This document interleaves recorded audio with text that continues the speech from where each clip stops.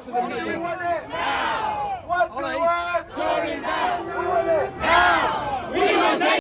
Breaking news from London. Parliament has officially been dissolved and the United Kingdom is heading for a general election. The announcement came moments ago from Downing Street after King Charles III signed the Royal Proclamation, formally marking the end of the current Parliament.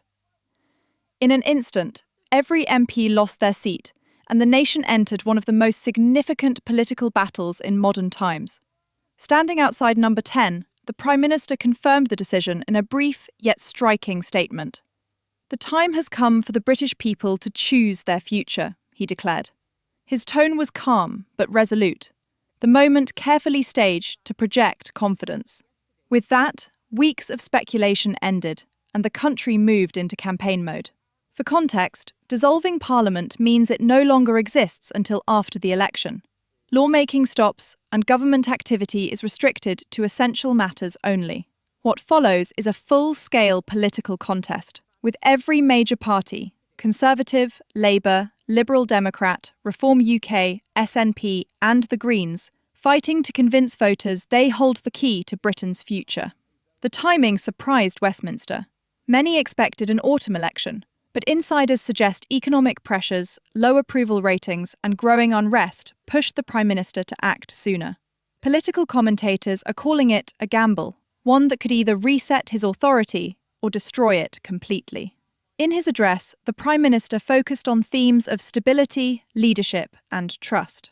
He highlighted progress on inflation, border control and economic recovery, claiming his government had steered the country through global uncertainty. He warned voters not to risk change without a plan, a pointed message clearly aimed at Labour. His tone was defensive yet determined, setting the stage for a fierce and personal campaign. Within minutes, opposition leaders responded. Labour's Sir Keir Starmer said the election was a once-in-a-generation chance to rebuild Britain, accusing the Conservatives of years of failure and broken promises.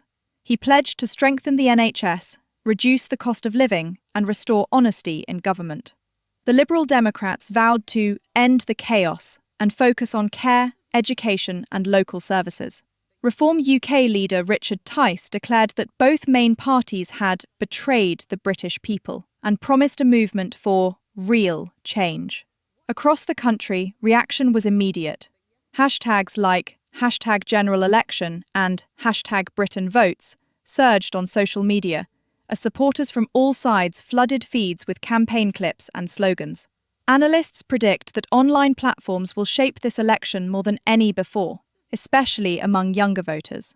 From now until polling day, strict election rules take effect. The government must remain neutral, avoiding any announcements that could influence the result.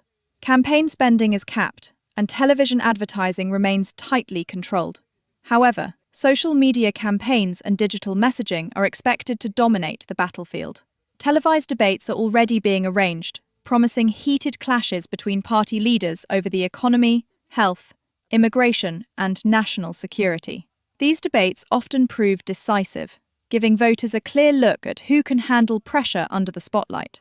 In the coming days, each party will release its manifesto, the blueprint for the Britain they envision. The Conservatives will campaign on economic stability and experience, Labour on fairness and renewal, the Liberal Democrats on health and community care, the Greens on climate and equality, and Reform UK on sovereignty and lower taxes. Voters across 650 constituencies will now decide who governs next. If one party wins a majority, it forms the new government. But if the result is too close, Britain could face a hung parliament, leading to frantic negotiations and coalition talks. This election is about far more than party politics. It will determine the future direction of the nation, from the economy and public services to Britain's place in the world. Over the next few weeks, the campaign will intensify. Rallies will fill city squares, and every doorstep will become a battleground for votes. For now, the stage is set. The countdown has begun, and the outcome remains uncertain. One thing is clear. The fate of the United Kingdom lies once again in the hands of its people.